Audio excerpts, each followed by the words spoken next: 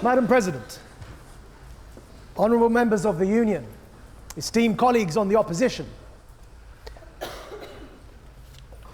it would have been very easy for me to sit on this side of the debate. I've always considered myself a radical. I'm the only one you've heard tonight arguing for the proposition with an English accent. I'm the only one you will hear tonight arguing for the proposition who's a Muslim. I'm the only one, in fact, I wish I was a woman, because then I could say I'm the only one who's a woman. This is an all-male panel we have here. That wasn't my doing, that wasn't our doing. We didn't choose the speakers.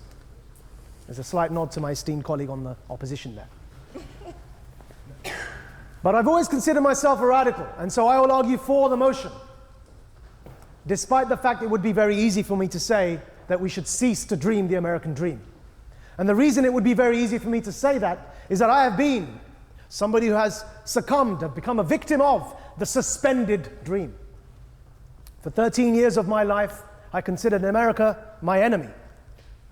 I worked diligently to overthrow governments, to recruit army officers, and to instigate military coups against American allies across the world. I recruited army officers from countries as far afield as Pakistan.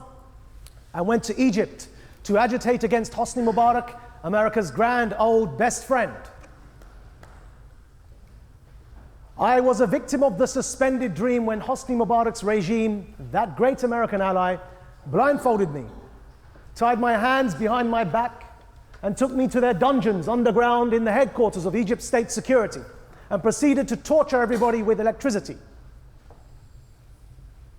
I fell victim to the suspended dream when I was sentenced to 5 years as an Amnesty International adopted prisoner of conscience, and served in the very prison where Hosni Mubarak is currently being held.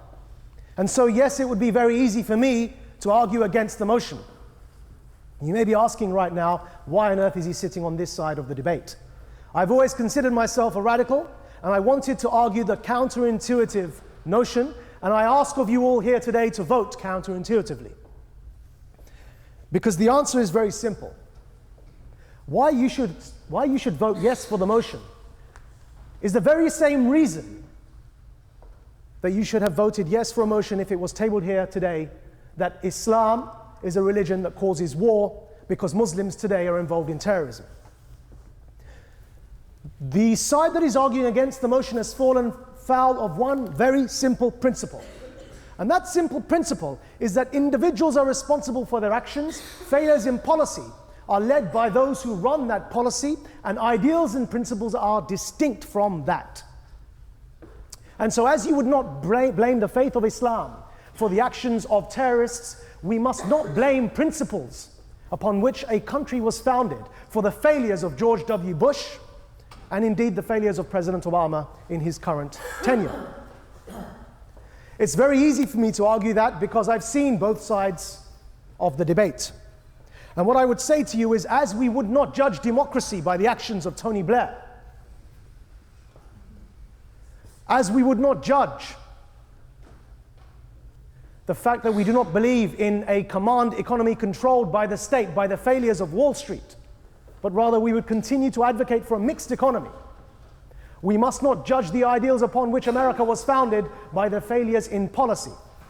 Indeed, what I would argue is that it was this ability to make that distinction between principles and individuals that allowed me to leave the Islamist group that I joined and to change my views and begin to challenge those arguments with the very same arguments that I use here tonight. If I was unable to make that distinction, I would not have been able to leave the group that I did, and I would still be arguing for a global caliphate and agitating against Middle Eastern regimes to replace them with a totalitarian fascist state. Coincidentally, I would have found myself still on that side of the motion, because I'm sure that those values, those principles, have not yet been criticized. In other words, what alternative is being presented out there against those ideals upon which America was founded? So let's take some of those principles. Let's take, for example, secularism. And what I'd say is that I continue to dream with the American dream and side against the Tea Party because of this dream, and say that it's because of this dream that the Manhattan Islamic Center was allowed to be built within the radius of the 9/11, of ground zero where the 9/11 attacks happened. because America dreams of a society that is religiously neutral and does not discriminate against people of a different faith. I'd say that I side with the American dream in social mobility, because Europe is still to witness a head of state who's from an ethnic minority, let alone a Muslim head of state. And yet America has not a Muslim head of state, contrary to what the Tea Party would tell you, but somebody who's from a minority background. And that's because of the American dream, not in spite of the American dream. And it's the dream that allows us to aspire to such noble and lofty positions.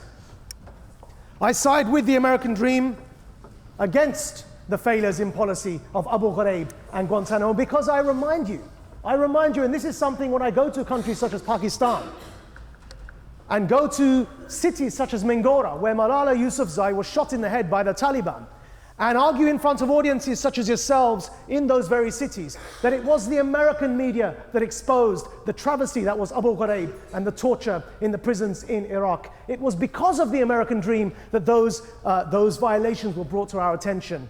It was because of the transparent media, it was because of accountability, it was because of the checks and balances that we know about Abu Ghraib. And so yes, mistakes in policy have occurred, but they've also been corrected by people who've believed in that dream.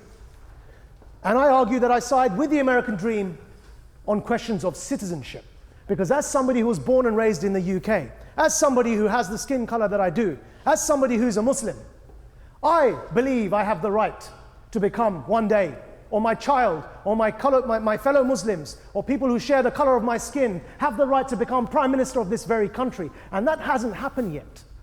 But it has happened in a country that accepts immigrants, in a country that for the first time in this very year, the proportion of people who are born in that country from a Latin American background has exceeded those who are born from a white Anglo-Saxon Protestant background. And they can claim equal rights because of that citizenship. And yes, there are flaws. Yes, there are obstacles in the way. But I remind you, we are yet to see a Muslim Prime Minister. We are yet to see a head of state from an ethnic minority background across Europe as a continent. So yes, there are mistakes. Yes, there are obstacles. Yes, there are flaws. And yes, we are currently witnessing a period in which the American dream is looking quite tarnished. But it's because of that dream that I would argue that we're able to even be aware of those failures in policy.